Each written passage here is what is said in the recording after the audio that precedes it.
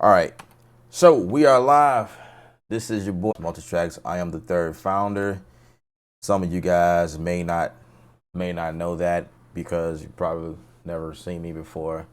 But yeah, it's a third guy. That's me, Elib. Hey, how y'all doing? Today's focus is mixing inside the Studio One 3 here.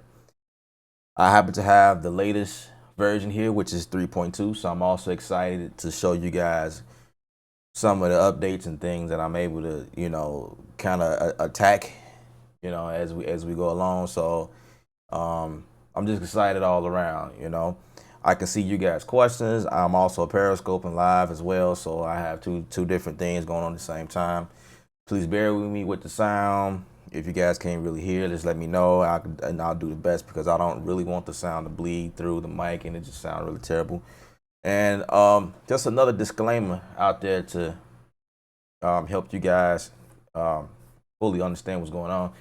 I am not like the best mixer, you know what I mean? But I just know what sound good, and I do what I can to get what I need done. I'm the guy that mixes most of the gospel multitracks on the gospelmultitrack.com site. So I am that guy. All right. So do not butcher me if something is not according to the way you guys do things. It's just the way I do things. All right. So basically, I wanted to show you guys, if you guys can see. You probably can't see that well if you are on Periscope, but if you guys can see, like I kind of wanted to just start it from like basic, like when I first get a track. This was John Mike sent me the track here, and he did a good job in labeling everything correctly. That's number one. You always want to send your mix to anybody, to any mix engineer, everything labeled. Do not send anything that says audio because you will die. I'm joking, but I'm serious. So everything should be labeled properly or whatever, because that's like a pet peeve of a mix engineer. As you can see, this session is filled with vocals, as you can see, by the lovely Miss, was it T-Vox? She did like John might say about 50 vocals. And as you can see, when a session is huge like this, you definitely want your the labeling to be on point. That's definitely vital, because then you gotta go through stuff. Okay, let's get to the mix. So basically, how I like to mix, I like the drums to be on top.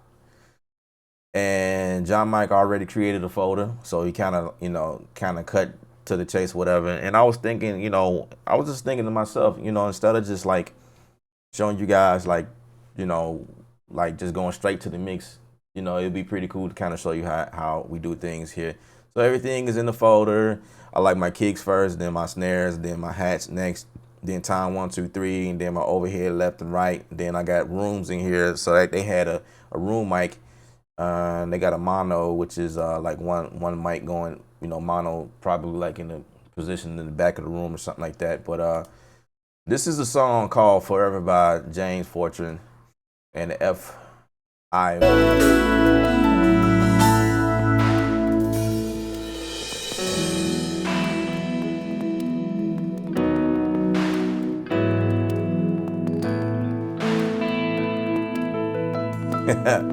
Send them hearts in hard. I appreciate them hearts. That's what's up. Appreciate the love.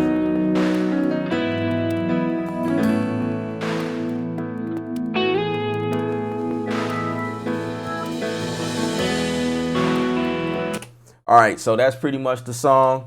And just to give y'all a brief as to what the vocals sound like. And forever you're my savior, forever my redeemer, forever I'll remember the price that you paid. Yeah. All right, so basically, first things first, I like to get my drums nice and crispy first. And I like to keep everything color coded as well. So like, okay, here's my drums here. Let's pick a nice little beautiful pretty color That's not pretty. Let's go for, that's cool. Let's roll with that. So we got the drums here. So I'm gonna solo the drums.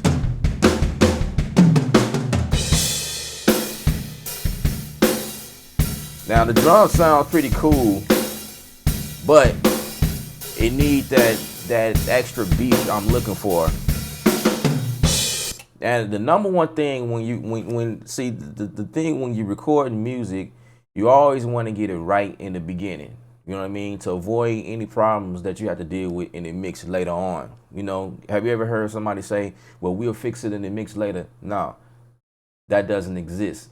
Not when you're trying to do things on a professional level and you want things to come in quality. You must get it right from day one, from the start. So these guys did an awesome job recording. What they did was they paid attention to the levels and how they come in.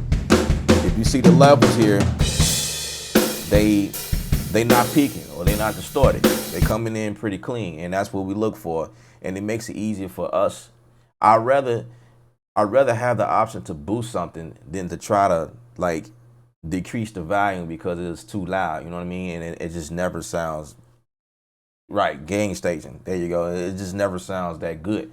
So basically, I love working with API stuff, and that's what kind of does the trick for me.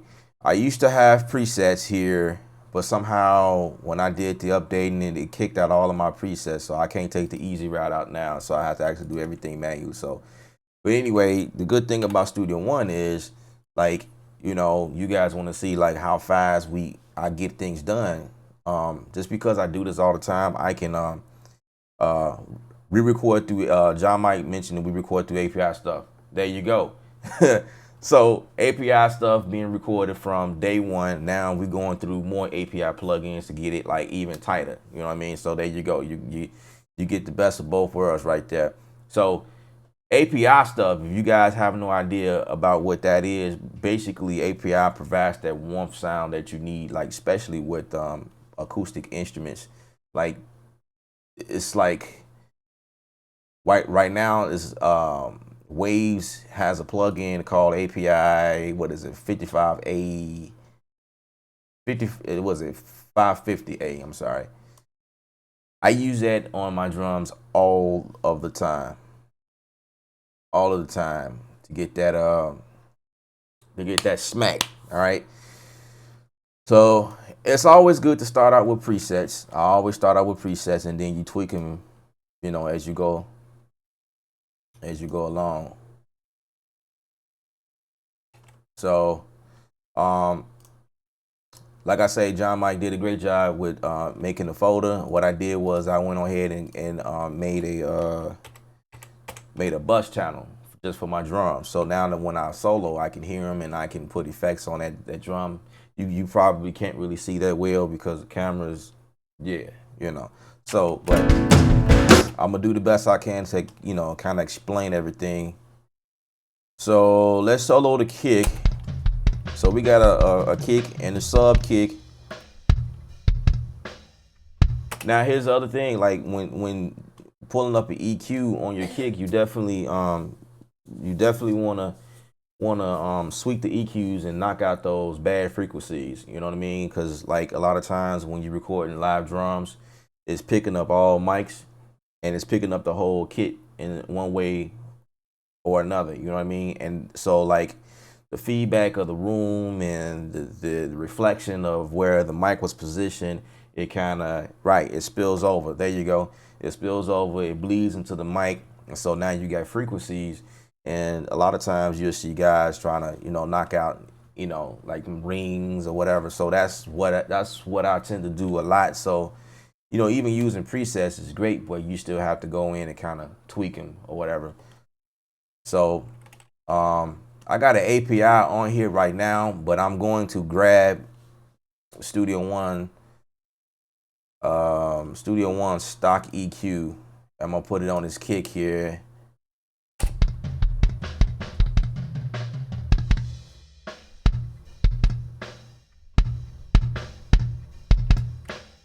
And I'm gonna put on the headphones because I can't really hear that well, and that's why I use headphones.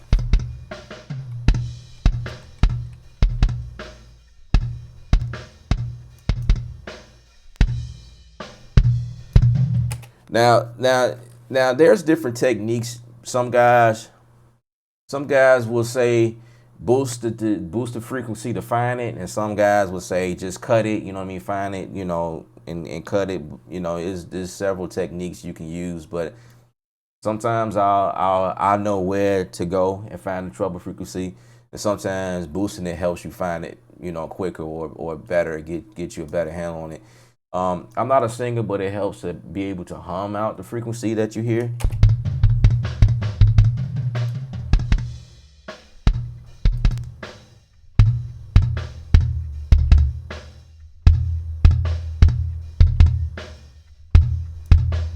If you guys can kind of hear that, I kind of boost that frequency that I want to cut.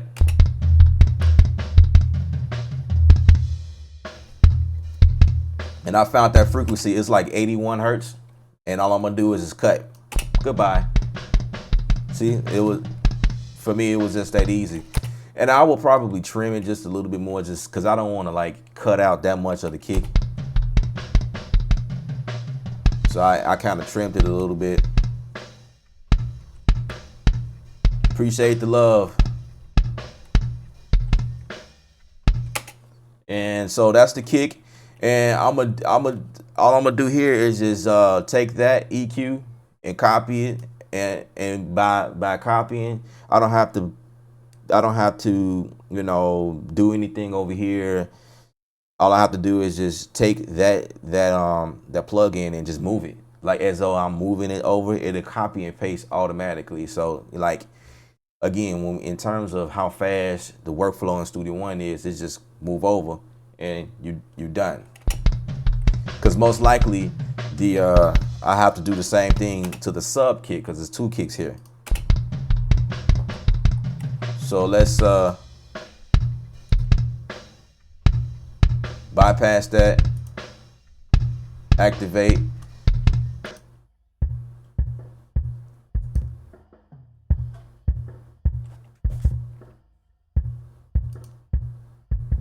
Okay, I can hear that I knocked it out.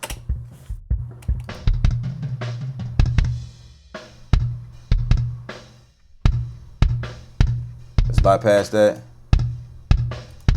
Okay, you guys probably can't hear that well because like we're playing with low frequencies, but you know, as a matter of fact, I put the API on the wrong.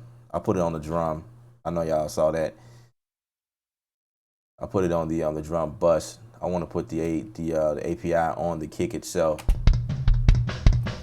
There we go. I do something a little bit different for the main track, the main bus. And with the API stuff, I have 3 different presets I go through. It's like 3 bass or kick presets I'll go through here, or bass drum is what they label it as.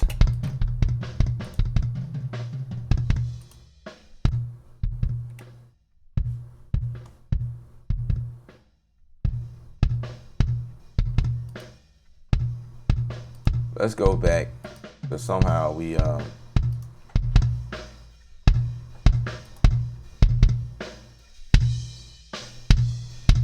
I don't really care for that. It's like it's letting too much in.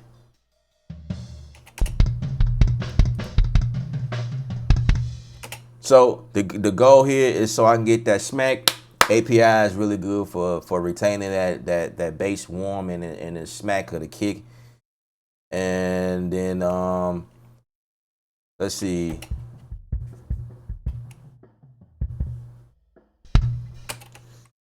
Another thing I'm gonna have to do here is highlight all of the tracks here and select none, because for some reason Studio One, like if you select the channel, it would want to go to a channel. It will want to. It's almost like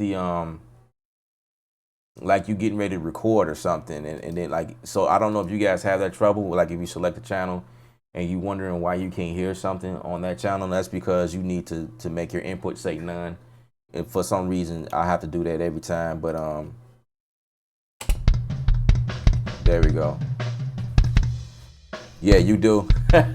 Yeah, so it's like just select them all and select none, and then it won't select them.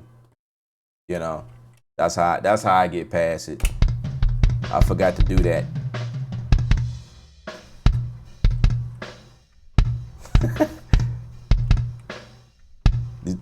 You know what? I changed that in the preference before, but I don't know what. Like, I think I forget what I did. I just be doing stuff sometimes and forget what I do. But let's move on to the snare. Now I love using 1176 on the snare. This snare sounds nice and fat. So again, when we talk about how fat Studio One is, all I have to do is type in the what I'm looking for, and it'll go straight to it's not 1176 per se. You know what I mean? You gotta kind of type in close to the plug-in, and actually lately I've just been using I've been using Native Instruments 76 here because I like how it sounds. So make the snare crack.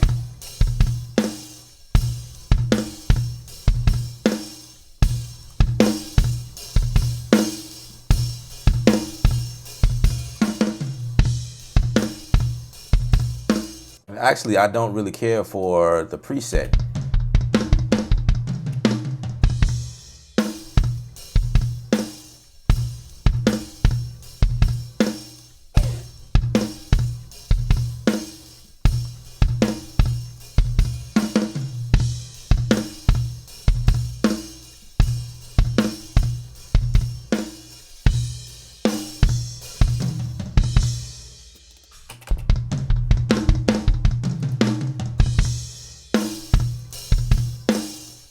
Yeah.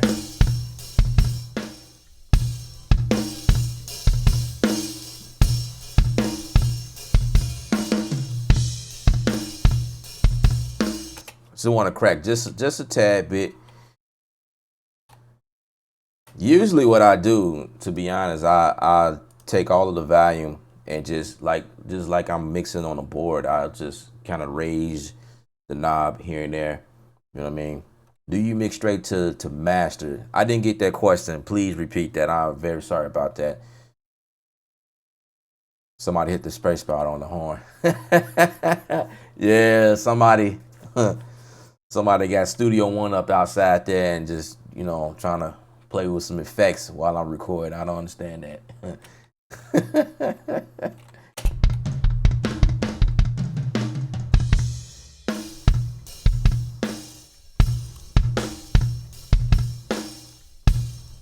Now the bottom snare is adding that snarey sound just to give it a more of a presence. You know what I'm saying? Do you mix straight to master fader or do you use aux? Right now, I have my drums in a pack folder, and my pack folder I also created a bus channel. So I guess in the sense I'm mixing straight to the bus channel, but essentially the bus channel is being mixed. The bus channel is actually being routed straight to the out, the main out. So I'm not sure if I answered your question, but for this particular, like what I'm doing now, the drums is just being mixed through the drum bus that I created for it. So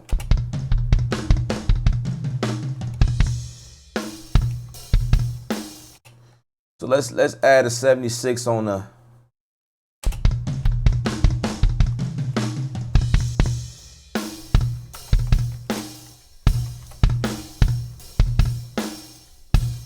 now. Due to the new update in 3.2, we now have what's called VCA faders. I think I said that right. So because we have that, I've been able to use that to do things like control a amount of channels without acting as a group, if that makes sense.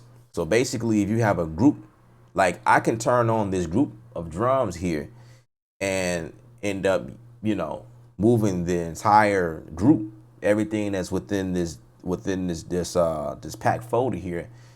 And when I move the master fader or any faders, I'll control everything. But what the VCA faders does, it actually it controls all of the faders that's associated with that fader. Just think of Pro Tools. If you guys own Pro Tools has something very similar. All right, I can control the number amount that's associated with a VCA fader, but if I need to make an adjustment to one individual, it's not locked down to it. And I also recently learned that even if I have my drums, the group feature on that, the group icon activated, I can still achieve alterating one channel at a time. I've learned that, and I think it's about hitting alt or whatever. But I kind of like the idea of VCA faders, so that's cool. So like for instance, I would like create a VCA channel here. And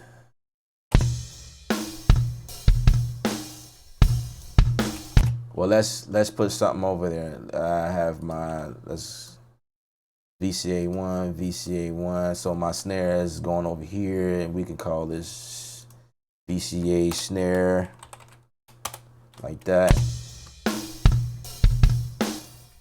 And with the VCA fader, I have the option to mute and solo like I need to, which is cool.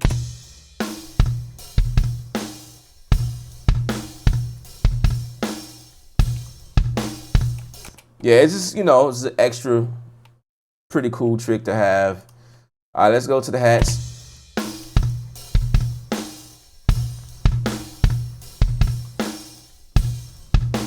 And yes, I do put compression on my hats as well. But I don't like it that hard on my hats. So we're gonna turn the hats just a tad bit down. All right, so let's go to where the toms. And if I'm boring y'all, I apologize, because like when you dealing with mixes like this, it's got to be perfect, and each takes time. And so I'm just trying to speed through it as fast as I can. So I appreciate you guys. Just bear with me. So when you messing with drums, acoustic drums, there's no way you can make them perfect. You know what I'm saying? Like you can't isolate one from another. The only thing you could do, the best thing we could do, is just to balance them the best way we can. That way it sounds good, sonically. So that's the whole goal behind that when we mixing.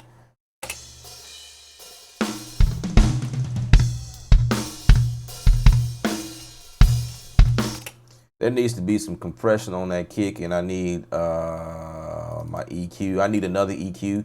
Sometimes it is definitely okay to add more than one EQ to do more than one thing. Don't be afraid to add more than one EQ to something. So we're going to add another EQ because I don't want to touch that one. So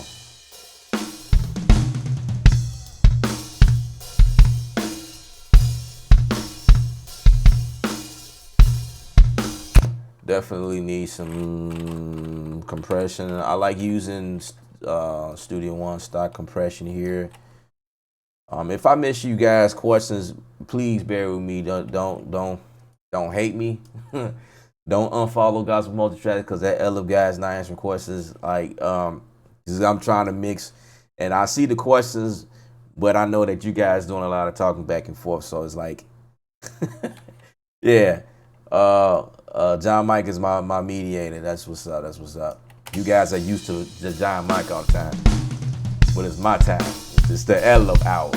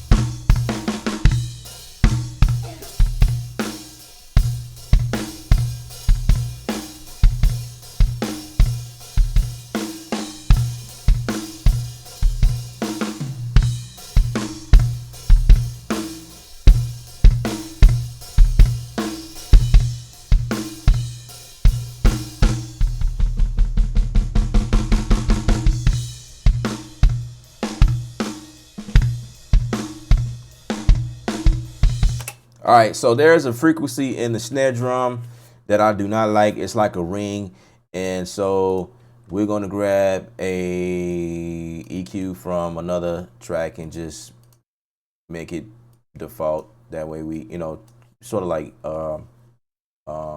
resetting it or whatever.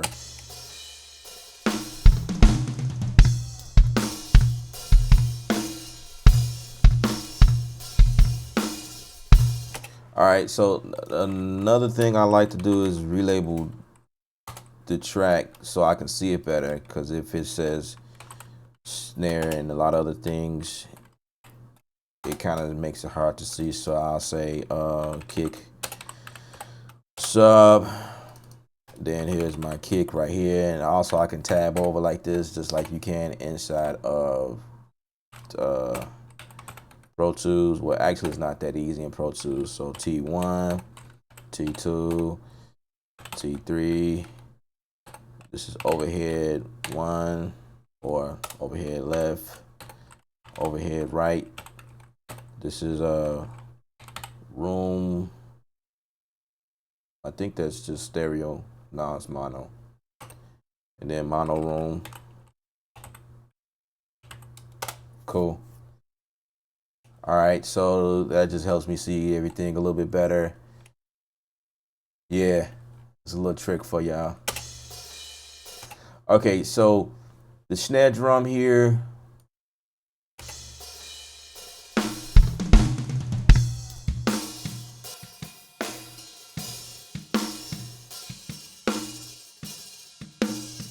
There's a frequency like that ring. Let's get that out.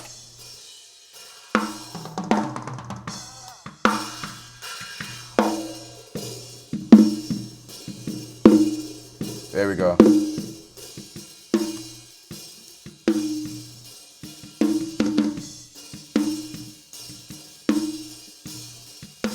There we go. Knocked it out. Bam. It's just that simple, and most likely it's going to be on the bottom track.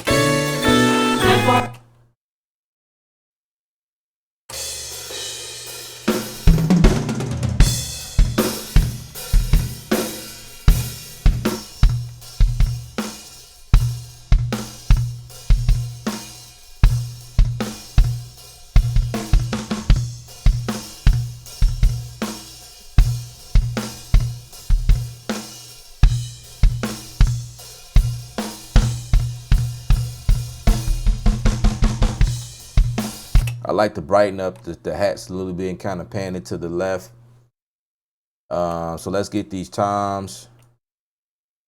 I really don't like putting the compression. I will put light compression on toms, because if you put hard compression, it kind of brighten up everything in the kick, and it's like you got to work extra hard to like eliminate everything that's like the background stuff, background drums or whatever. So I kind of like to just EQ it, to knock out, stuff that you don't need. So typically on the tom area,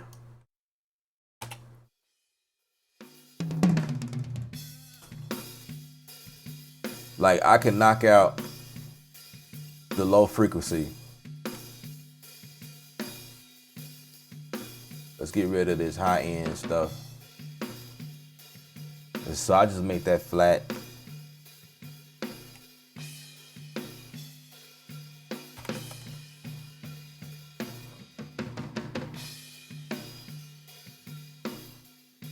So at this point, I'm just trying to find.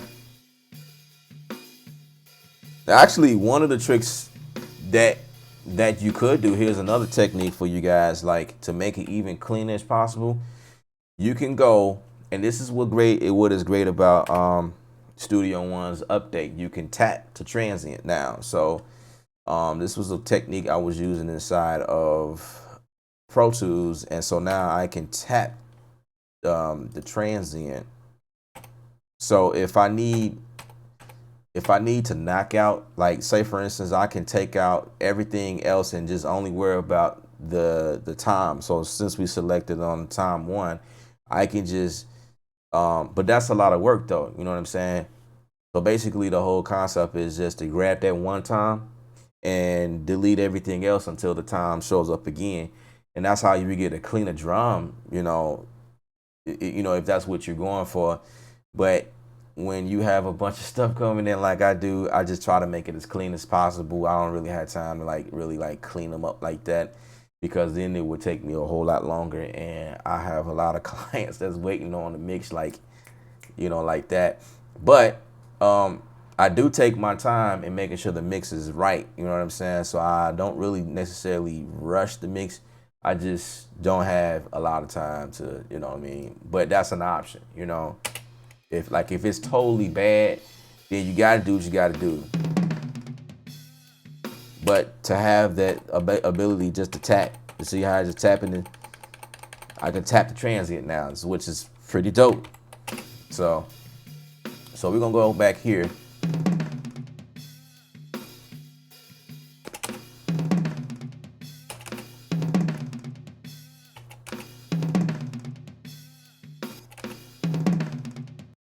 Now I'll put like a light compression. I'll use like stock. That actually sounds pretty good. Like just, but I don't like too much.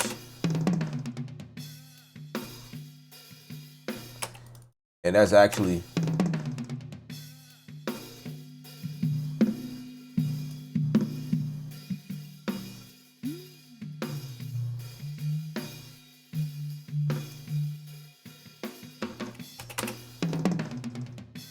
see, you want to be careful, like when you cutting out the frequency, because where I need to cut, because I heard some of the drums that some of the kick in there, you remember when we got rid of the frequency in the kick, it is showing up again in my time. So you want to be careful. I don't knock it all the way out. I kind of go like halfway, like maybe like a little bit below 12 dB or so, just depending on how it sounds. Just so I can knock out that frequency. And that's probably gonna be a problem on the next time. And I'll pan them just to give me a stereo width. All right, let's see what the other one. I don't have that problem with the time 2. Time 2 is clean so far. So it's just like one of those give or take, like it depends on.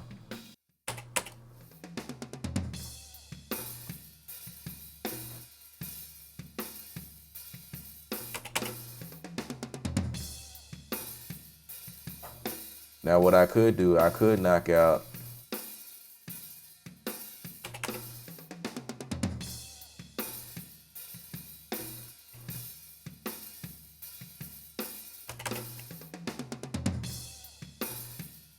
now sometimes you have to boost. Yeah, I like how that sounds.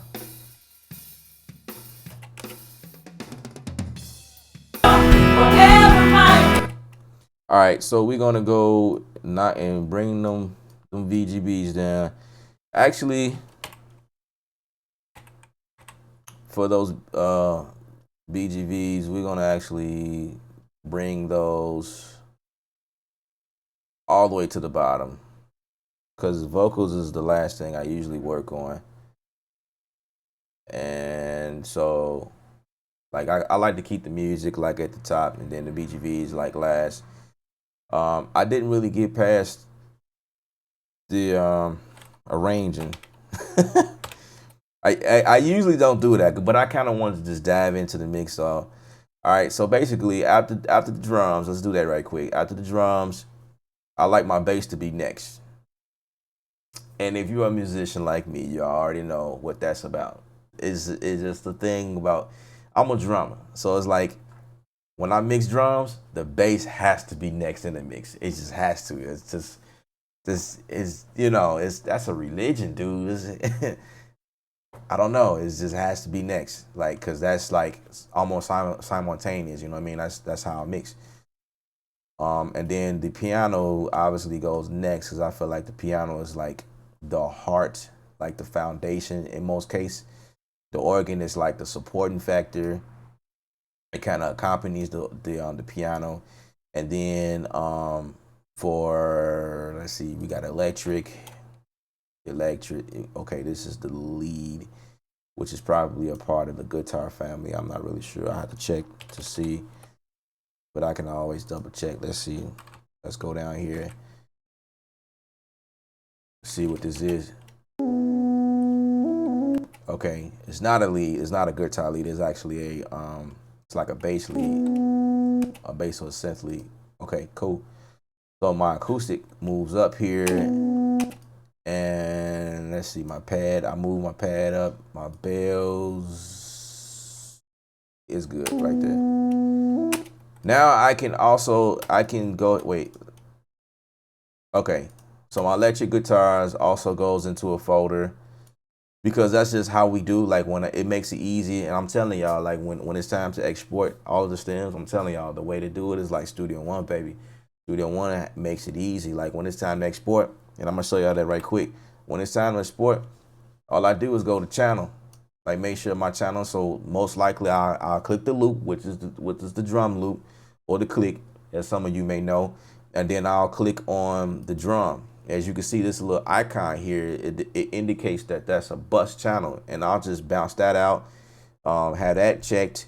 Then I have my bass, which is a standalone, then my piano, and then my organ, and then these acoustic down here. I haven't made it a pack folder yet or a bus, but once I get it, packed or whatever, it's gonna look like this icon right here for the drums, and that just makes life easy when it's time to bounce it out. You know what I'm saying? And so basically, let's see. The next thing you got to do is add bus channel, and that's how you add a bus channel real quick.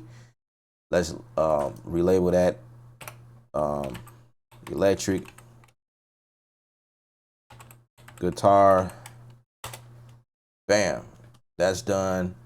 This is acoustic. Let's make it all uppercase. I could just type that in. I just like everything to be like all caps for the most part. If I can spell that right. Or I can go and just tab it in like I told you guys earlier. Let's go bass, piano, organ. There we go. That's just a personal preference. And so the goal is just to get the mix to sound close to the original as possible as far as the mix. You know what I mean? A lot of times I'll just listen to the original, and then I'll, but for copyright reasons, I cannot play the original right now. So yeah. Okay. So with everything else, let's do it old school style. Bring down the mix on everything, and just kind of like, move it in. That's how I like to work. So I'm gonna unsolo, and I have the bass here. Let's attack that loop. Let's put a compression on that loop just a little bit. And every once in a while, I like to put reverb on the loop, just depending on, what's going on.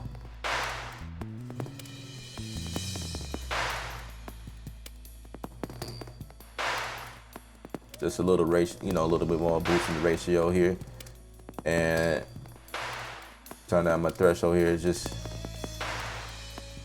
and I'll turn down the loop. I don't like the loop to overbear everything that's going on, so I'll just turn it down just a tad bit, because I did give it like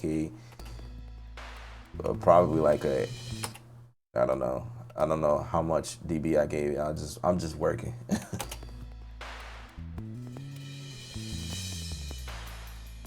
It already sounded like it had like a little reverb in it or whatever. So all right, so for my bass, usually what I like to do is I like to use Studio One's amp.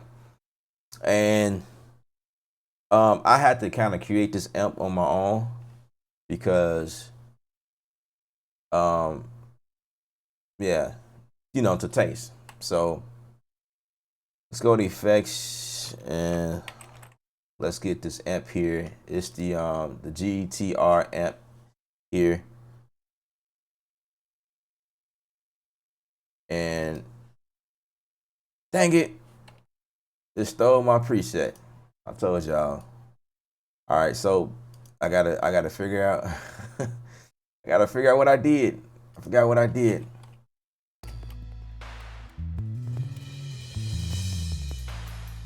Okay.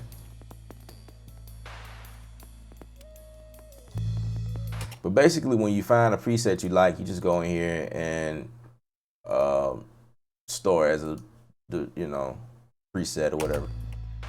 Now with the bass, I don't like to go crazy. You know what I'm saying? Even though you want the bass to be powerful and bassy and you want it to shake the nation, but when we're talking about mix, you do not want to muddy the mix. You know what I'm saying? You got the kick drum, and then you got the bass. You got to keep those in mind, or else you're gonna have a very muddy track, and it's gonna be fighting, and it's not gonna sound very good at all. So, you got to make room for the kick to punch through and the bass to be solid enough to where it's still fat and heavy, but it's not in the way of the kick. You know what I'm saying? And that's where we play with frequencies or whatever.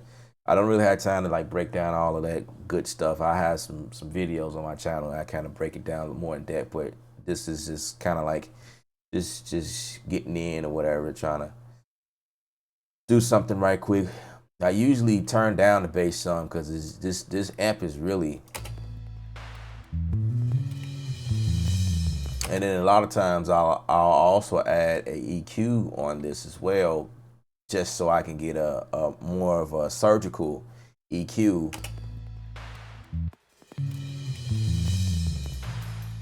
And let's change the shelf here.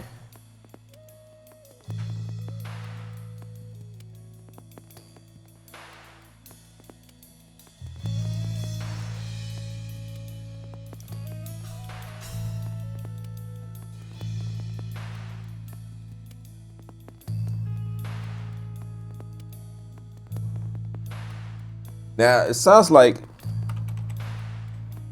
the loop got lost somehow. Like, how is that possible, right?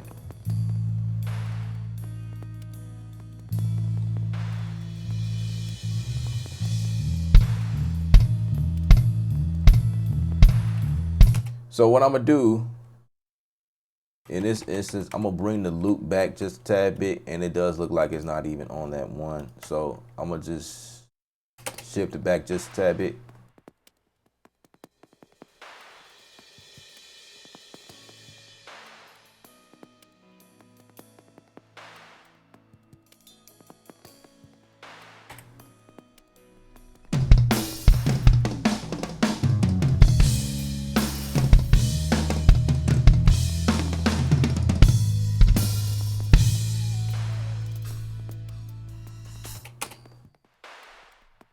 I hope you guys can hear. You probably can't hear that well the track because I got the headphones on.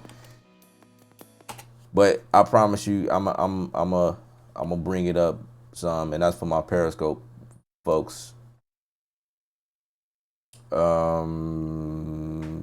Let's see what else we got going on here. So overhead. Let's bring in this EQ here.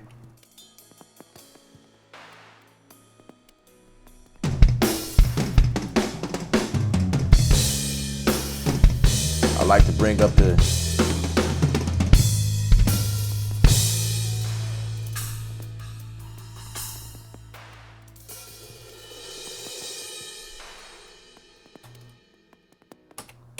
all right, let's see this room.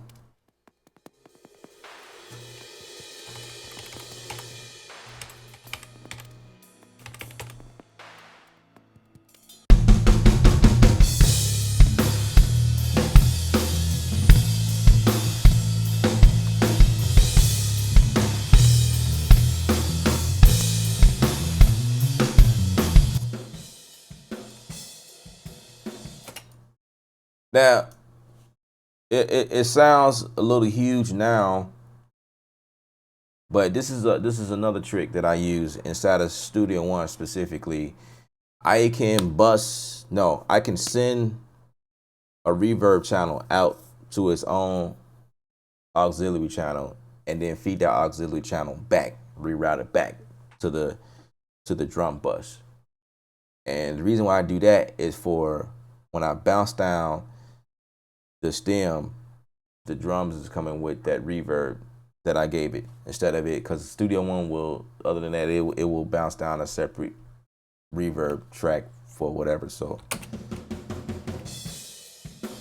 I'll give it a bounce it down to the reverb track here. I don't like it on my kick at all. So it created a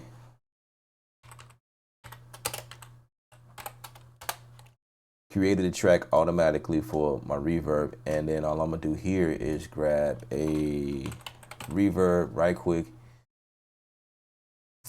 Actually, I like using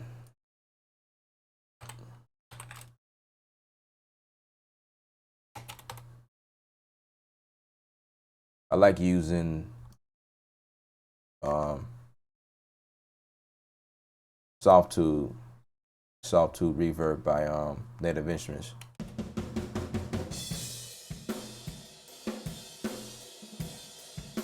And all I'm gonna do is feed it back to the drums. Where is it? Okay, feed it back to.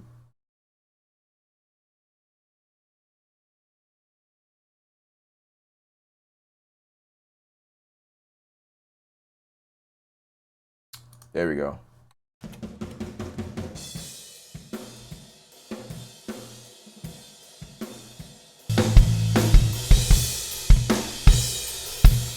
So then I'll like, kind of like copy and paste the reverb on all of these channels.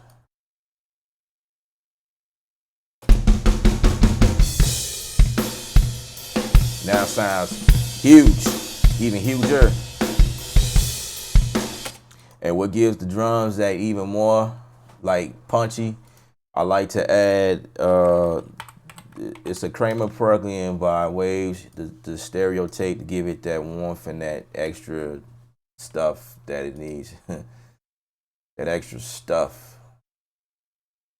I usually like using the soft clean compression here. It just put it in your face.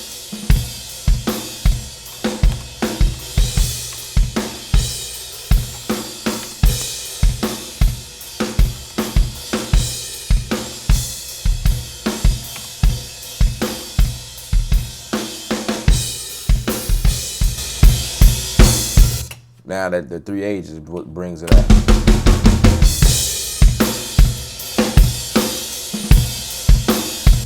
And then also you can hear all the other extra stuff that's not supposed to be there too.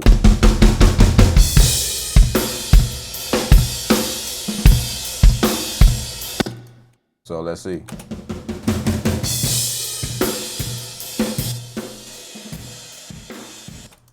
It usually is in this tom somewhere. Yep, I found it.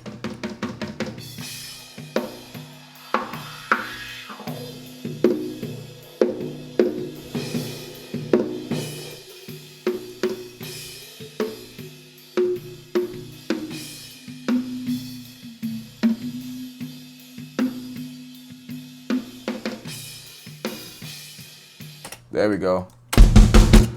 Let's check my YouTube.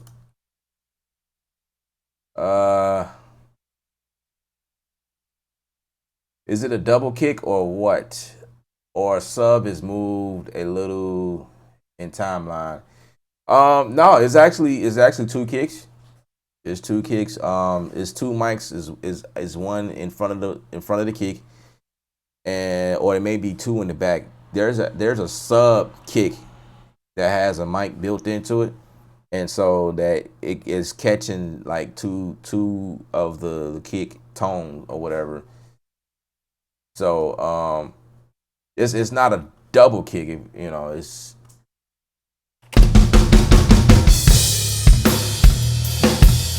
Now I'm getting at what I'm looking for right there. Now let's get that bass. Now we need to slap a EQ, not an EQ, but let's do 1176. 1176 on a bass is like fantastic to me. Let's get a VC 76. Slap that on.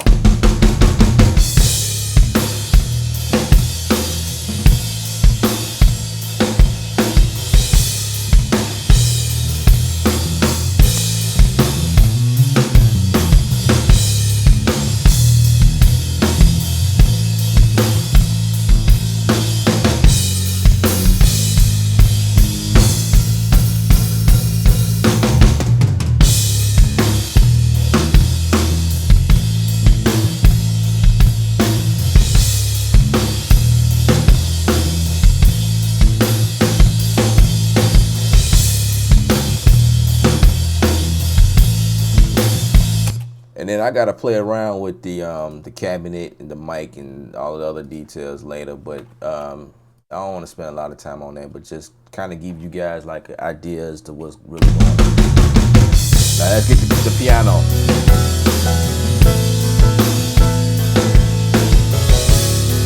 Now the trick with the piano, I like to bring a compressor on it. I like to.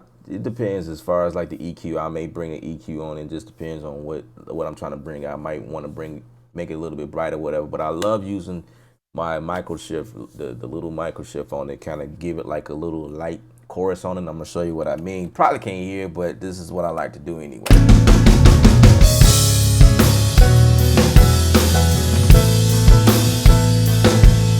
Wait for a second. Let's just dial back on everything. Let's bring everything down. That's something I like to do. One of the first things I hate doing is going in the red. So, you know, I don't want to clip. That's a no-no.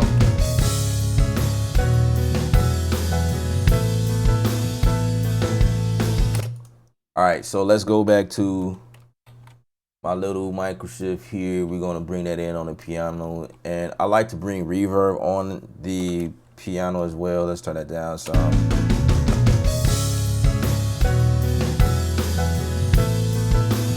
Actually, that piano might.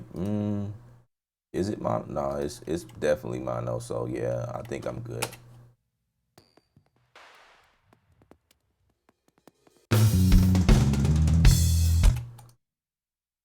Up.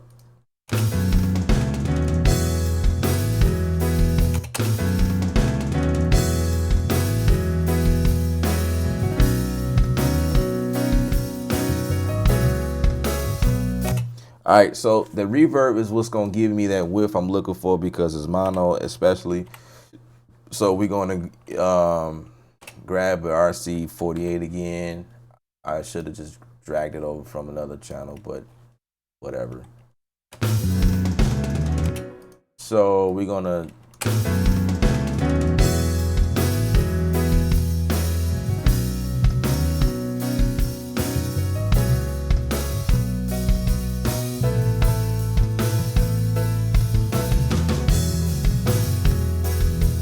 yeah, so let's bring in a compressor, the Studio One compressor here. And there's actually a preset here in my instruments. Let's go for one piano. Let's see what that sounds like.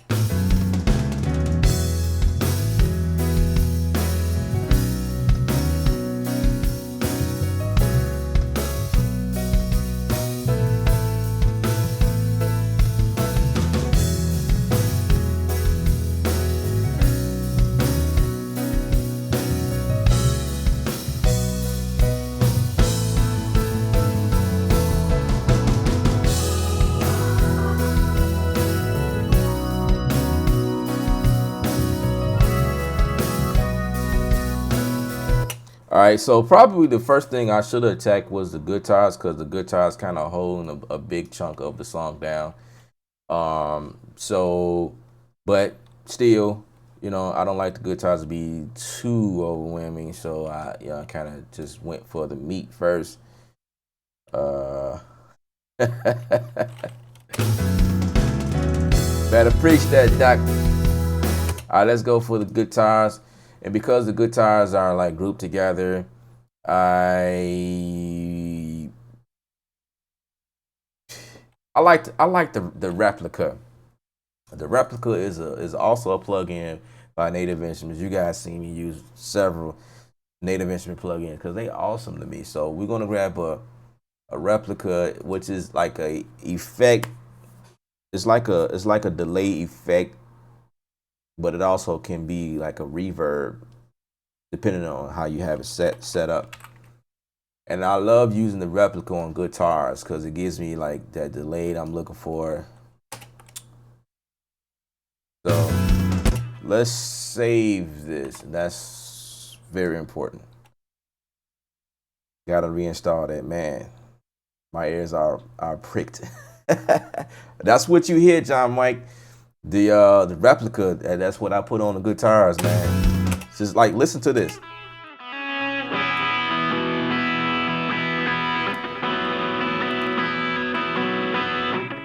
Without, now with.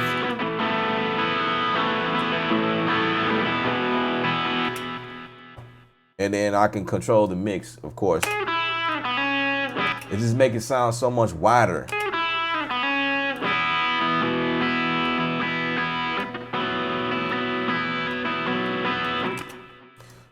All right, these are stereo, and so let me see. I need to check out what's going on here.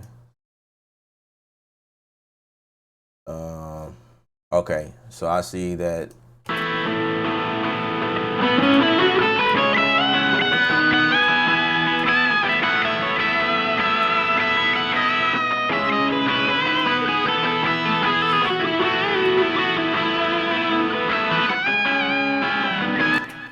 All right, so and basically, guys, like I'm pretty much using simple plugins right now. You know, I'm not really going out. The only thing that's not inside the Studio One is API stuff, and obviously the Native Instrument stuff. But I mean, across my mix is just really simple stuff, like really subtle stuff that just brings out the mix more. I'm not doing too much of anything. You know, and I'm using all the Studio One stock stuff, especially the Pro EQ, to just, you know, pinpoint EQ issues, you know, and bring them out. And that's really it. And of course, I'm using the Kramer tape. The Kramer tape is awesome, and I got some tricks for the end too. So trying to do all I can in a little time. He's recording it on YouTube as well at the same time. Absolutely, absolutely. I am also streaming live on my YouTube channel as well, and so I don't know. Maybe it can be available on the GMultitracks as well. I don't know. We'll talk about that later.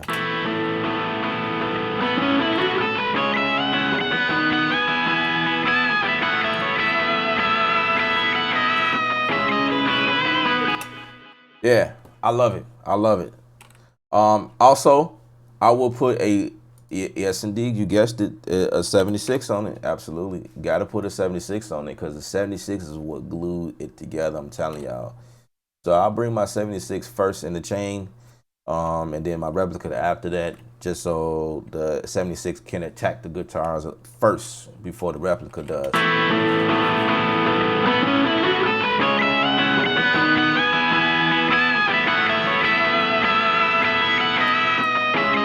All right, so let's all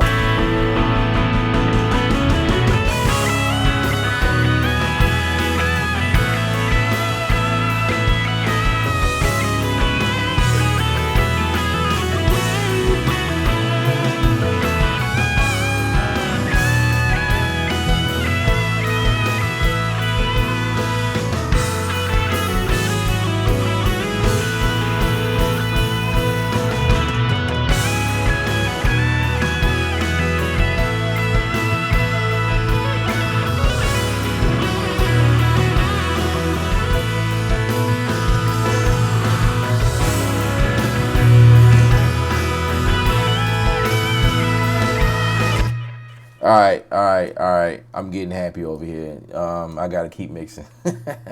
I am considering getting the bundle. Absolutely, absolutely, absolutely. That will be a great thing, sir. Why don't you do that? Amen. This is my first look at Studio One. What's your opinion versus? I am glad you asked that question. So let's all take a pause for a second. I'm gonna preach to you, doctor. Yeah. So basically, Logic Pro is the program that we started. Myself, John, Mike, and the Reverend Doctor, the other guy, Jay Dude. Right, y'all. I thought I was gonna say a different name this time.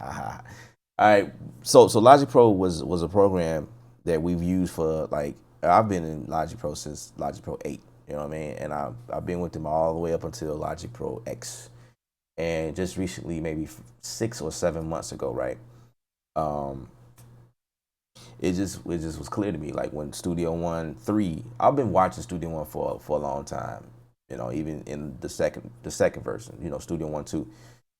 But as you can see, how I am flying through this mix and how I'm able to just, you know, just what I'm doing here, like that's, to me, like it's all about workflow. And obviously to you, it's about workflow and, you know, what makes sense to you. But I feel like Studio One is that doll that was made for a producer / mix engineer / master and engineer.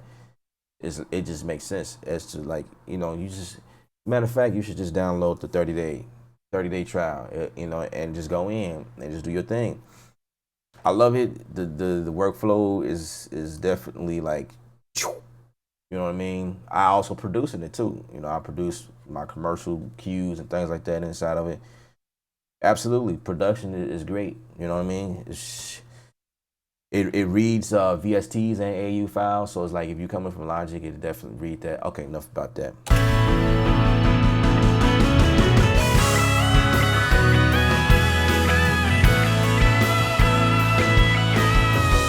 All right, so I got these pads in here.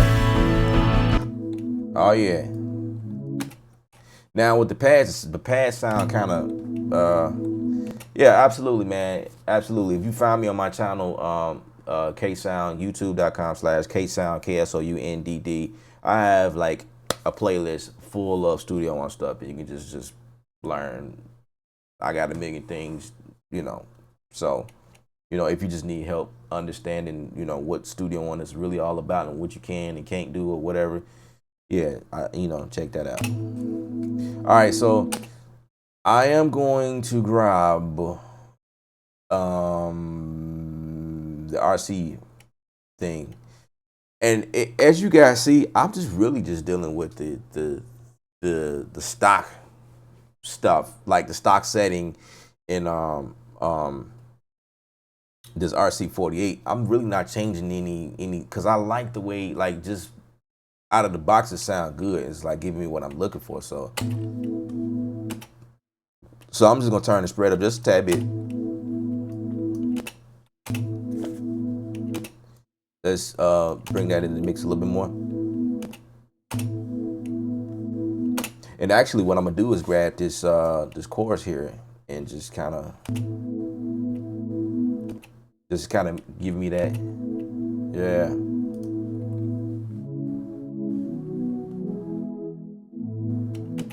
Yeah, so that's what I like to do on pads, just kind of thicken it up just a little bit. And then I got my lead here, and just by what I heard, I don't even have to listen to it. I know exactly what I'm doing to it. It's gonna need a reverb on it. And you guys see me adding reverb to these tracks per track only because these tracks has to be exported out as stems. Again, maybe something changed, or maybe I'm not doing something right. I'm still learning Studio One myself, but when I bust a reverb, when I send a track to a reverb or whatever, they tend to bounce out as whatever that's on the track. I have to bounce again to see if there was some changes or whatever. But like my experience of bouncing, if I send a track to reverb, it's not going to bounce that track with the reverb. It's only going to bounce on the reverb that you put on the track. for like bouncing stem purposes. But like when I'm doing a mix, you know what I'm saying, with other, other mixes that I do aside from GMT, I always send tracks, send to reverb or effects or blah blah blah whatever, because I'm not bouncing down stems. You know what I mean? If somebody requests stems, then I have to, try to figure out what I would do.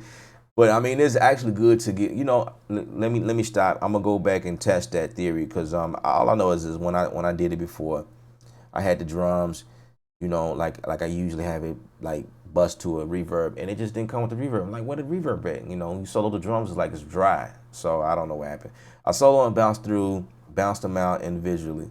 Yeah, that's a lot. That's a lot of work. Like, so I'd rather just put the I'd just rather put the reverb on the track itself. You know what I'm saying? That way, when I bounce it out, I'm bouncing at one pass, and boom. And hopefully I can show you guys that I'm already at my hour mark. Okay, we're gonna keep going. We're gonna keep going. We're gonna keep going. However late y'all want to stay up, we can keep going.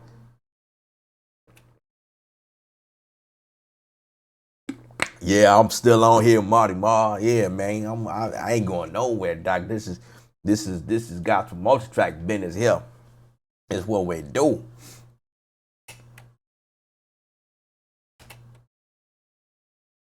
All right, so my lead. Where's my lead? Motivation, absolutely. That's what it's about. That's what it's about, my brother.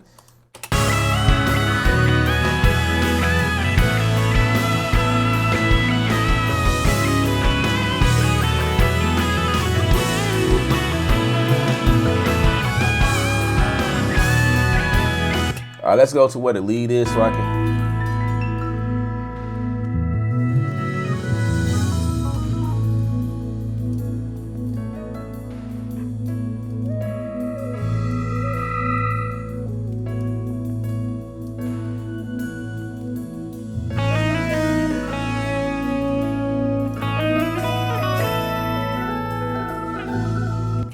I want to hear them bells coming through pretty nice. Let's see.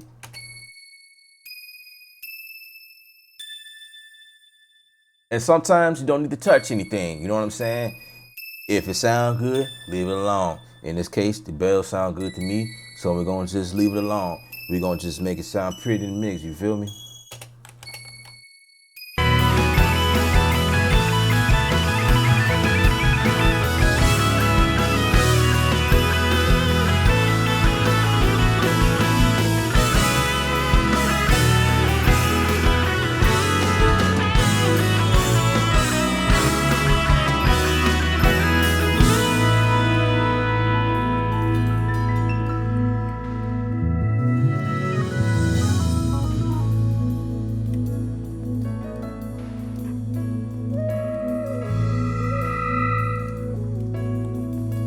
Boy, that organ preaching. All right, so let's get to these BGVs right here. I know that's what y'all probably been waiting on. So again, with the BGVs, Tamala Lloyd is the gal who knocked this out. She did a wonderful job. She always sound amazing.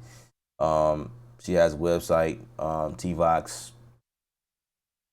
John Mike, you probably know. You can just jot that in there. I think it's tvox.com or something like that. But her name is tvoxsound.com. Her name is Tamala Lloyd, and she's very awesome with the vocals here. So the vocals that you guys are about to hear is coming from her, and she did quite a few of it. And so I have the alto here, alto. These are all of my altos here. And so what we're going to do here is we're going to color code this. We're going to say those are pink. All of my sopranos here.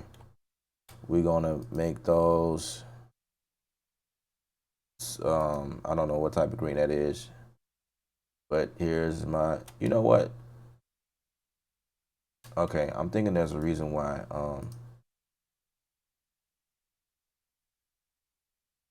Okay, never mind. All right, so we're just gonna make these tenors.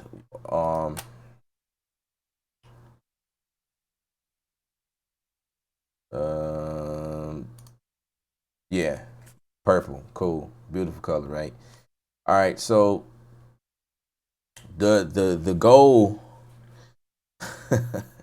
won't he do it? Won't he will? The goal is when I go for vocals is to try to make them thick as possible, and so we do a lot of panning, you know what I mean, and a lot of balance. It's really all it is. It's not really that hard, and so for the vocals, I'm really not going to put any effects on any individuals here because that would be too much. We have, I don't even know how many tracks this is, but what I like to do is solo the vocals and kind of get a nice blend on how that should sound to me. And every once in a while, I might have a vocal that's off, and I'll have to cut and merge whatever. So it just depends on what this is and you know what's going on. So right now, so everything is going through center, which is not what I'm going for. So we're gonna go for this one first. Actually,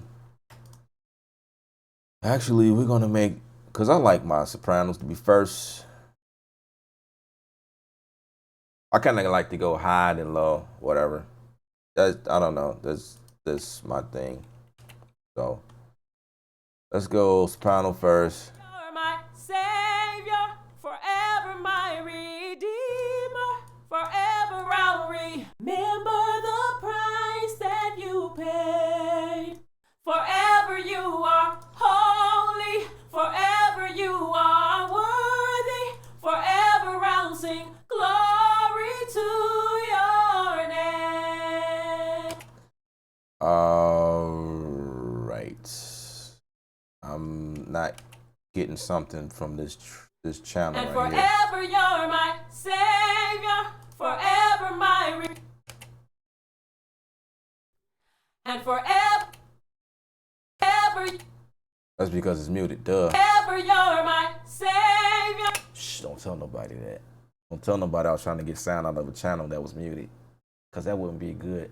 Forever you're my savior, forever my redeemer, forever I'll remember the price that you paid. T-Box, baby, what's up, girl? You wrong, you don't.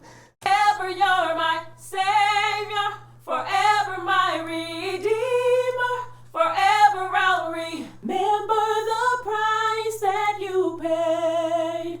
Forever you are holy, forever you are worthy. Yeah, we love you too, Miss T-Vox. Your vocals just bless. It just blesses us. Yes, absolutely. All right, so hope you guys can still hear, because they're kind of low. Forever you're my savior, forever. Wait, that's an alto. What's going on? Forever you're my savior, forever my redeemer. Forever you're my savior. Okay, so this soprano right here is kind of going to an alto. Forever you're my savior. Oh, both of them going to alto. Forever you're my savior. Forever you're my savior, forever my redeemer, forever I'll remember the price that you paid. Forever you are holy, forever you are worthy, forever. Y'all give me a second. I gotta plug my phone in before it dies.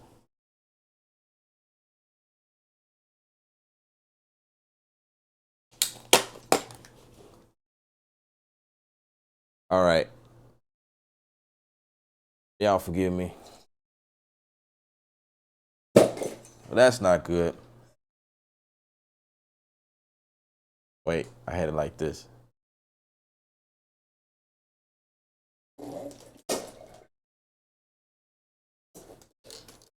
Everything falling apart right now.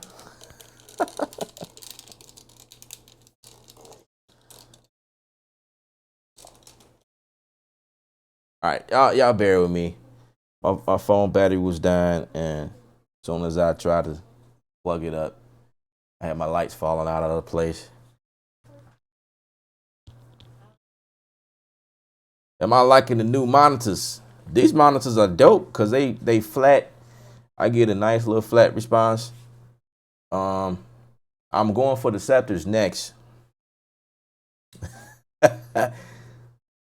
Won't he charge? Y'all something else. That's funny. That's funny. Ah, y'all crazy. Yeah, these personas monitors. These are the Ares 5s. I give like a small review on them on my channel. But I like them. They like bookcase monitors or whatnot, and they give me what I need as far as like that flat response. Like I said, I'm going to get the Scepters next, and that's coming pretty soon. But I like them. They pretty cool to me. Yeah. Forever you're my savior, forever my redeemer. Well, so the soprano here, as she goes into the alto, whatever, it doesn't really matter. My goal is just to make some blend them as perfect as possible. So, I just wasn't expecting the little change right here. So for something like that, I probably would like to help me differentiate that. I probably will just like color that, just to say that soprano is gonna, kind of go into an alto a little later or whatever. But I mean, it's not a big deal or whatever, because it's really technically soprano. Forever you're my savior, forever my redeemer, forever I'll remember the price that you paid. Forever you are holy, forever you are worthy, forever I'll sing glory to. Actually, I hate the idea of soloing each like that. So what I'll do is just I'll go to all of these here and just bring it down like I would on a board, and then just push them in however I Forever need to. you're my savior, forever my redeemer, forever I'll remember the price that you paid. Forever you are holy, forever you are worthy, forever I'll sing glory to your name. Yep. Sounding good. You guys make sure you follow T-Vox at T-Vox Sound on Periscope. She's an awesome singer. This is the gal that's singing this here. Blessing us right now, blessing me. So Forever you're my savior, forever my redeemer, forever I'll remember the price that you paid. Forever you are holy, forever you are worthy, forever I'll sing glory to your name.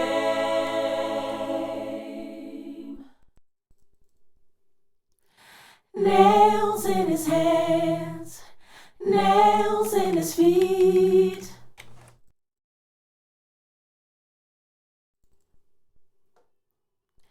Not a mumbling word.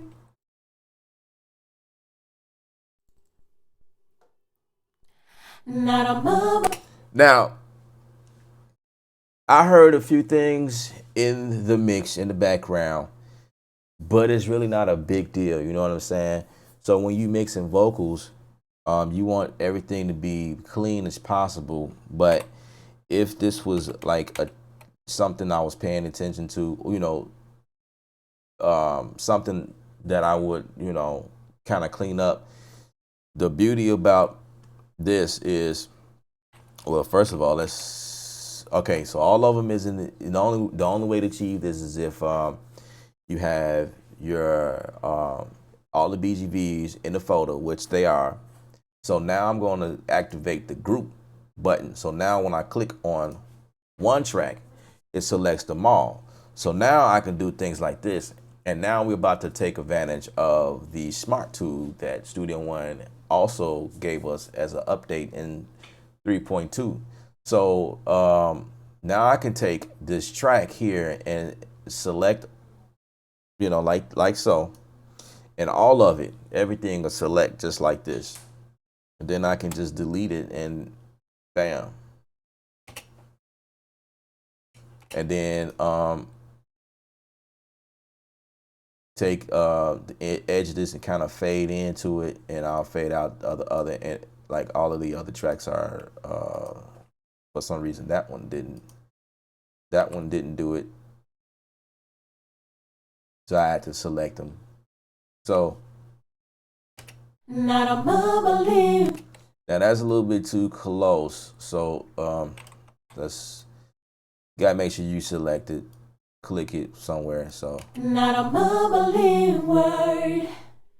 Had you stay there?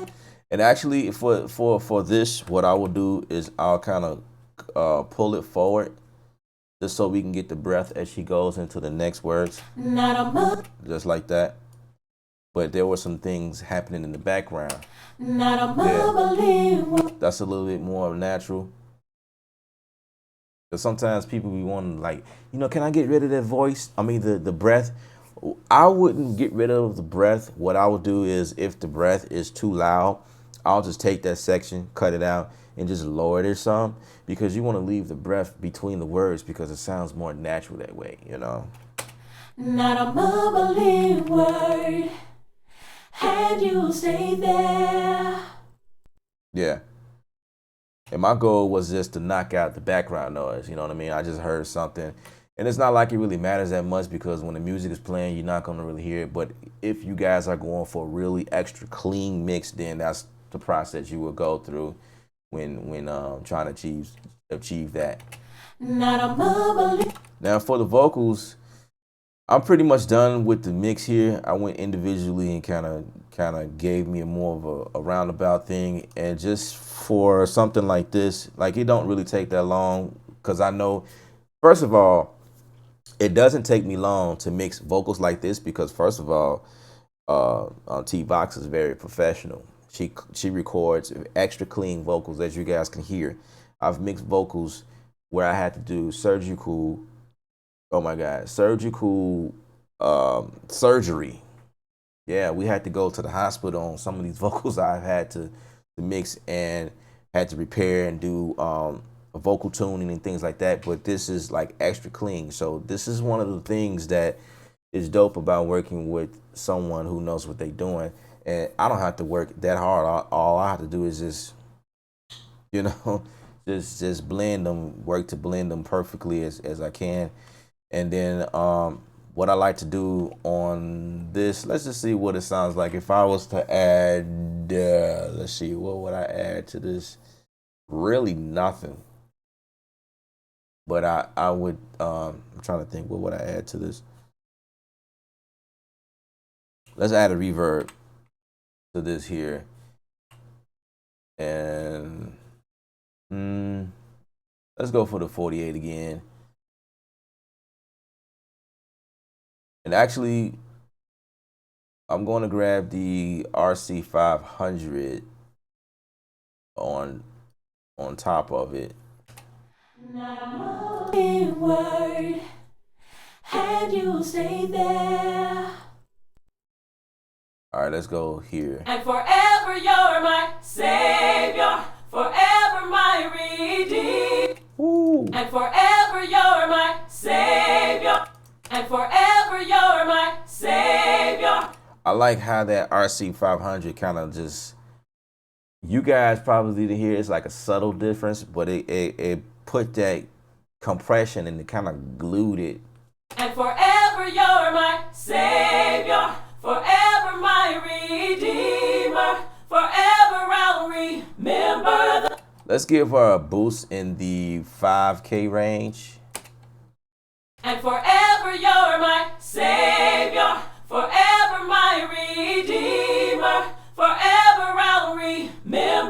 Just a subtle change is what makes a difference. Makes a difference. And forever you're my Savior, forever my Redeemer, forever I'll remember the price that you paid. Forever you are holy, forever you are worthy, forever I'll sing glory to your name. All right, so let's see what this this Kramer tool will do. And by the way, you guys are so awesome. I appreciate you guys for joining and hanging out with me. Make sure you guys swipe up or swipe left or right, whatever phone devices you have. Make sure you following us, Gospel Multitracks, baby, GMultitracks, and make sure you tune in here and there. John Mike is always on here, sharing some great stuff. He's always in the studio recording. As you can see, I have about 30 songs I must mix. After all of the things that you guys done watched him do, I am the guy that touches it last. All right, and I got my work cut out for me, but we're gonna get it done. All right, we're gonna get those requests in. You guys gonna have a wonderful Easter. You know, this is one of the ones we're trying to get up like ASAP right here. And let's just see what this sound like with usually I use a C4 on vocals sometimes, but let's see what this. And forever you're my Savior, forever my Redeemer, forever I'll remember the price that. All right, I don't want to do too much. And forever you're my Savior, forever my Redeemer, forever I'll remember the price. You know what? And here's another thing for the I just want to test to see what it sounds like. The mix effects, the console shaper. I just wanted to see. I'm curious as to what it would sound like on these vocals. So let's go. Let's try the broken console. And forever. Okay, that won't work. And forever you're my Savior, forever my Redeemer. Okay. Forever I'll The classic studio console gave it like a bit of a presence. Okay, what's the Crossmax does? Let's see what that does. And forever you're my Savior, forever my. All right. And forever you're my Savior, forever my Redeemer. And forever you're my Savior, forever my Redeemer, forever I'll remember the price that you paid. Okay. Forever you are holy, forever you are worthy, forever I'll sing glory to your name. All right, so like the goal is not to do too much, don't want to do too much, and sometimes we can overthink it as mixed engineers that that we can put like everything on there, and that's not the goal. And forever you're my Savior, forever my Redeemer. All right, so let's mix this in the song. Actually, let's play around with that that reverb. Let's see. I had it muted. I had it bypassed. Let's. And forever you're my Savior, forever my Redeemer, forever I'll remember the price that you paid. Forever you are holy, forever you are. I'm not liking. It's too much. Is something is pushing. And forever you're my Savior. The drive. Forever my. That's what it was. The drive is pushing too much. And what's pretty cool about Studio One is I can make adjustments right here from the channel itself. I don't have to, and I'm making adjustments from the console shaper, and you don't even see it right now. Like I'm just making it from the channel. And forever you're my Savior, forever my Redeemer, forever I'll remember the price that you paid. Forever you are holy, forever you are worthy, forever I'll sing. Yeah, I'm gonna just take it off because it's pushing too much. I want it to be like natural as possible. I kind of want to just barely kiss the needle, you know, just a little bit. And forever you're my Savior, forever my Redeemer, forever I'll remember the price that you paid. Forever you are holy, forever you are worthy, forever I'll sing glory to your name. And forever you're my Savior, forever my Redeemer, forever I'll remember the price. Actually, I do want to add the 2A. Let's add the 2A. I think the 2A is going to give me what I'm looking for, because the 2A seem to always give me that glue I'm looking for. Let's just see what it sounds like. I might have to delete the Kramer tape. I don't know. And forever you're my Savior, forever my Redeemer, forever I'll All right. Let's add the little shaper here, the little micro shift here. Let's see what we get. And forever you're my Savior, forever my Redeemer, forever I'll Yeah, the little micro shift gave me like a little whiff of,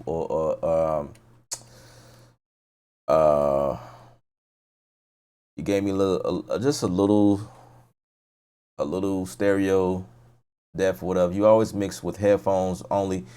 Actually, for the sake of this video, I'm mixing in headphones because I can hear a little bit better. Like everything is close by. I don't mix with headphones on. I mix with actually I mix with the mixture of both. Like most of the times I'm mixing with the my monitors, but I put on the headphones on to verify or get a reference as well.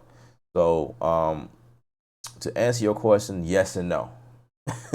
But it's on for most of the times because for this video, because I need to hear it a little closer.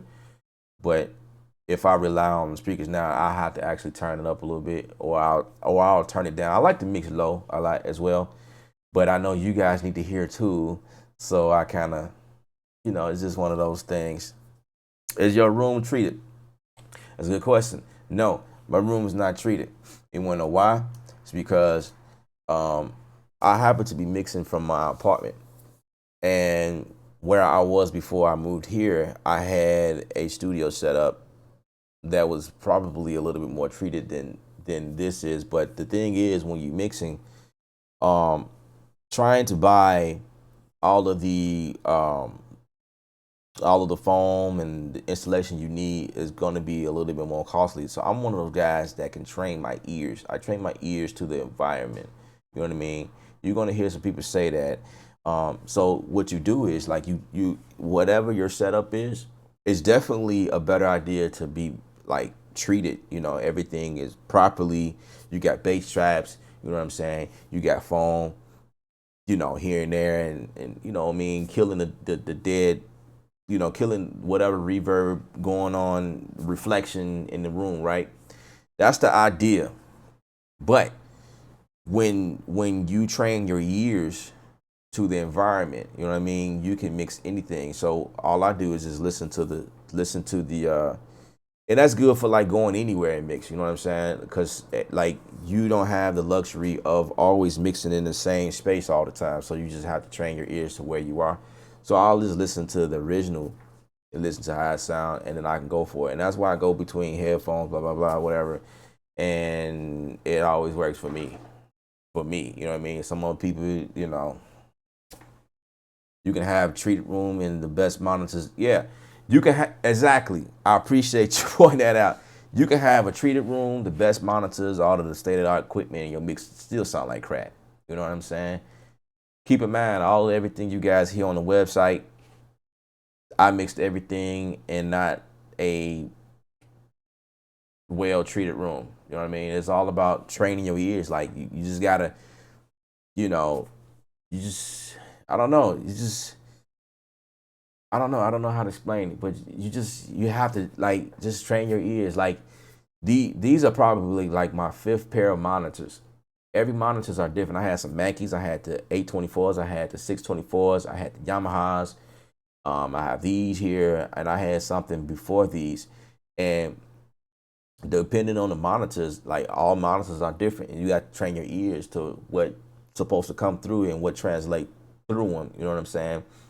And that's what helps you mix, you know, on top of your game. But I mean, some of the more professional guys, state of the art guys that have $1 million set up, they probably will go really against that. They won't tell you to do that. But some people just don't have a budget for all of the things you probably need. But if you like wait on all of the proper things you need, you will never get forward in life, and you just be stuck, you know. So I'm one of the people that just move and just, like they say, fake it till you make it, right? And forever you're my, and forever you're my savior. Forever. All right, so let's see. I got a mute going on here. And forever you're my savior. Let's get this audio back and rolling. It decided want to cut out on me. What is it? And forever you're my savior. Forever my redeemer. Forever I'll remember the price that you paid. Forever you are holy. Forever you are worthy. Forever I'll sing glory to your name. Forever you're my savior. Forever my redeemer. Forever I'll remember the price that you paid. Forever you are holy. Forever you are worthy. Forever I'll sing glory. All right, I want to try one more thing. There is a V. What is it? I can't even remember. It's a Slate plugin. It's the virtual mix, and there's a plugin in here that I love. It makes stuff thicker, and it put a shine on it. It's called Revival. This is actually a free plugin, and it only has 2 knobs on here. So let's see what it does. And forever you're my savior. Forever my redeemer. Forever I'll remember the price that you paid. Forever you are holy. Forever. It put that shine on it, like it gave And it forever you're my savior. Yep. Cool. That did exactly what I needed it, and I still was able to keep the channel pretty simple. I have a RC500 on here, and I have a reverb on here, and a 2A on here, and then the little micro shift, which gives me like a chorus, trying to keep hope alive. You make us sound like we are somebody. Oh, we are somebody just because she's on the team. Do you use UAD plugins? I used to. I really don't use UAD plugins at the moment because I can't afford it. It's not in my budget right now, so I just use Waves, Native Instruments,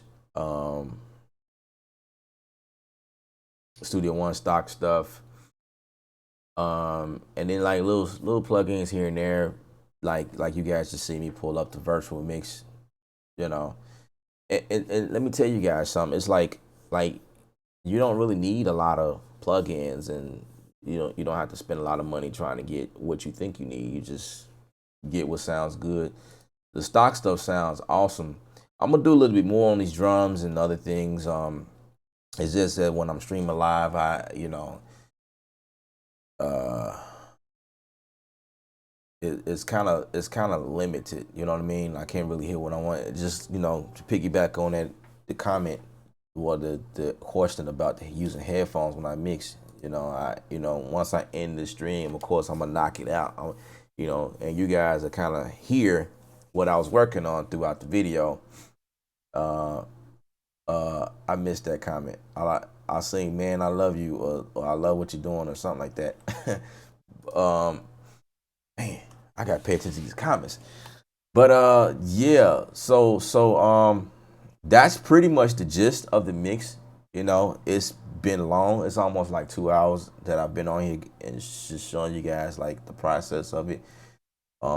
This will be available on my channel, YouTube. I see students spend an hour selecting a compressor.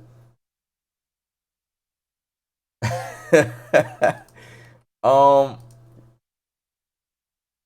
it's just one of those things, man. Like, um, yeah, the stock stuff. I definitely vouch for the stock stuff, and it just depends on what you're doing and what you're trying to achieve. I mean, obviously, there are plugins that does things a little bit differently because plugins does have different characteristics and tones that they create them with, like, because like for instance the API stuff, they model that stuff after the real deal. You know what I'm saying? The 1176 is being modeled after the classic 1176. You know what I mean? Inside your system it may say CLA 76 or I forget Native Instruments version, but this modeled after the classic UAD. So in terms of using UAD stuff, I don't use the actual UAD stuff, but I do use like clone, if that makes sense. I use but again, you got to know what it does and what it is best used on. Absolutely, I record in Reason 8, so the compression I use, yeah, Reason 8 is dope. I must put that out there. Reason 8, I love Reason 8.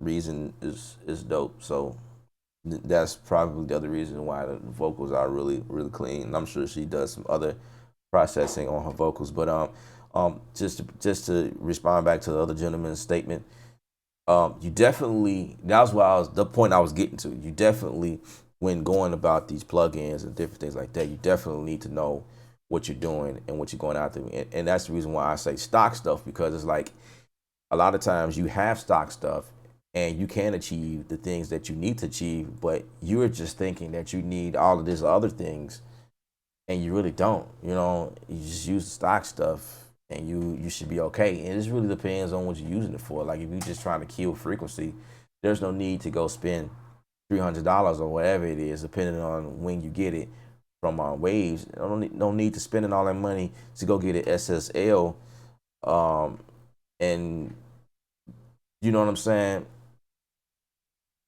You just don't need it. So, but anyway, we're gonna end this here. Looks like I'm losing connection. I think I lost you guys somehow. But I appreciate you guys for joining, and we're just gonna cut it here. I did want to show you guys how to export everything. This is pretty much how everything will look if you are exporting everything. Um, Let me check out what's going on over here. It's like,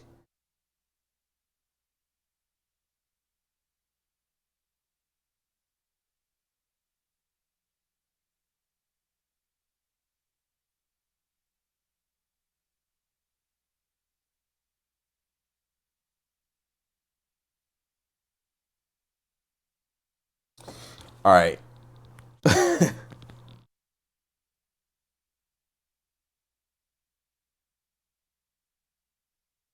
Let me just text these guys and let them know my phone died.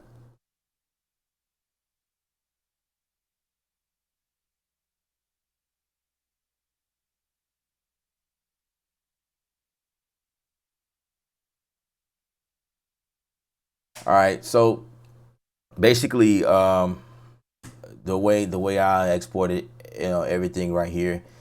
Uh, Not the original song, but I have the loop, the drums here, the bass, the piano, the organ, the electric guitars, and that goes for these electric here, and then the acoustic, and then the pad, then the lead, then the bells, then the VGVs. There's no need to click all of this stuff here. You know what I'm saying? And I can export the entire song to a stems like I'm about to do now, and I'm pretty much done. You know what I mean? But like I say, I'm gonna go back and kind of like, verify my mix here and just to make sure I got everything. But pretty much that's really the mix right there. That's really it. And I just want to appreciate you guys for watching this long. It's like 2 hours long. I didn't really mean to go this long, but it is what it is. Kind of want to be like a help to people and that type of thing. So, all right, I'm out of here. Remember, music is art. You're the artist. Paint your picture.